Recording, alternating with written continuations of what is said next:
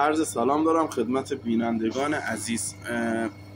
کاری که امروز داریم انجام میدیم تخدیر در خلا هست. ما ترکیب بنزین آمین رو داشتیم، یک مقدار زیاد اکسید شده بود و رنگش خیلی بد شده بود، در واقع رو به زردی خیلی زیادی رفته بود. رنگ اصلیش بیرنگ هست، بنابراین تصمیم گرفتیم خالصش کنیم. روش‌های مختلفی بود، ما اومدیم تخدیر در خلا رو انتخاب کردیم.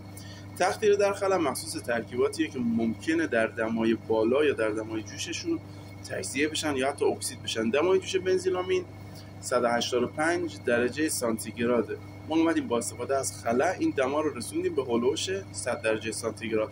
همینطور که می‌بینیم اینجا ظرف جمع کننده ما هست، ظرف اصلی ما هست که بنزینامین داخلش قرار گرفته. این رابط دورش یک مقداری فویل پیچوندیم چون این رابط باید همیشه داغ باشه و اگر در اثر برخورد هوا یا هوای سرد بهش سرد بشه دوباره بنزینامین بخار شده برمیگرده داخل. بخار بنزینامین از اینجا وارد مبرد میشه، عمل میعان صورت میگیره و اینجا داره جمع میشه. همینطور که میبینید یک بنزینامین کاملا بیرنگ و شفاف رو داریم.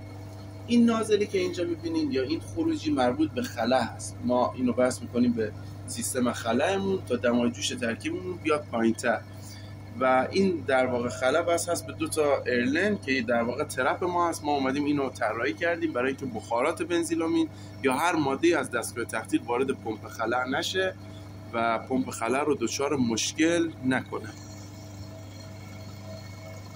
اینم پمپ خلا است که داره کار میکنه و در واقع عمل مکندگی رو انجام میده.